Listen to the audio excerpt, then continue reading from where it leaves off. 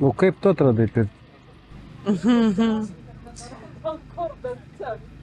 Labai labai senai. Kažkaip, kai man buvo gal 16,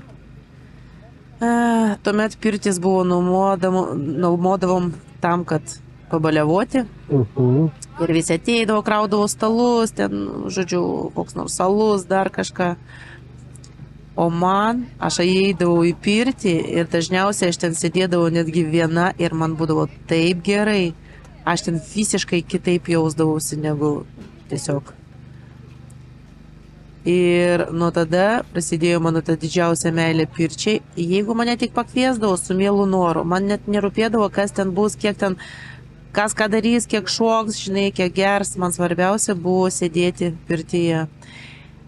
Ir po to kažkaip gavosi, kad mano šeima irgi pamilo pirtį ir pradėjo nuomotis su draugais.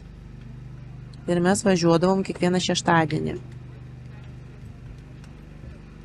Ir mėginau eiti ir į miesto pirtis, kur yra labai didelis tas karštis. Man visiškai nepatikdavo, sėdėdavau ir nesuprasdavau, ant kiek gali būti kitoks visiškai malonumas, žinodavau ir nesuprasdavau žmonės, kurie taip vanuojasi.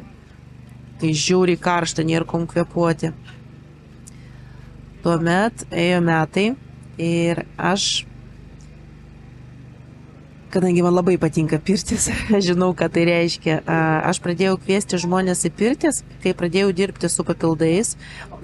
Mano mergaitės kūsdavo, nes tie papildai vis tiek jie apie sveikatos atgavimą ir kai tu sveikatinėsi, kažkaip ir taip gaunasi, kad išeina tie nereikalingi kilogramai. Bet mergaitės kūsta, o save priimti savo kūną negali. Ir vienintelė išeitį, kokią aš radau, tai išrengti jos. O kur galima išrengti, kur galima parodyti tokį grožį būtent to kūno. Tai tik pirtyje. Ir aš pradėjau daryti tokias koralinės pirtis, kaip aš vadindavau.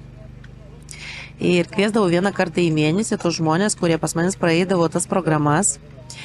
Ir ten kažkaip, taip nedrąsiai mergaitės nusirengdavo, paskui mes netgi darydavom kažkokias fotosesijas, fotografuodavomės, su vanta prisidengdavo jos tas vietas, kurias, žinai, vis tiek dar negali priprasti. Bet po to žiūrėdavo į tas nuotraukos ir matydavo, kad jos tikrai yra gražios, kad jos gali ir parodyti savo pilvuką, ir parodyti savo klubus. Jos tikrai nuostabios visos.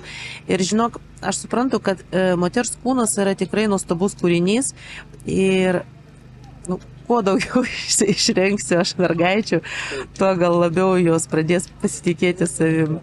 Taip kilo mano ta mintis, mano pirtis ir paskui aš supratau, kad man trūksta žinių ir pradėjau ieškoti, kur aš galėčiau pasimokinti tam, kad suprasti, ar viską aš darau teisingai.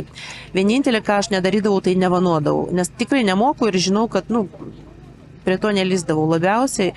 Tai būdavo paglostymai, tai būdavo pilingai, medus, žodžiu. Ir kada aš praėjau būtent vanuojimo tą meną, aš supratau, kad vis dėlto pirtis tai yra ir apie vantas, ir apie tą šlamesį. Ir žodžiu, dabar mano pirtis yra pilna.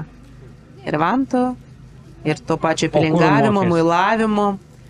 Mokiausi Klaipėdoj. Buvo atvažiavęs vienas mokytojas, Robertas. O paskui būtent spa procedūrų jau mokinausi pas Vladą jo Šiauliuose. Taip. Tai jau esi tikrai patyrusių pirtininkų. Taip. Išmanančių savo. Ir įdomiausia, ką aš supratau, kad vis dėlto intuityviai aš prieidavau prie visko pati ir man tas patinka. Aš dar kartą įsitikinau, kad tai yra tikrai mano kelias ir jis yra teisingas.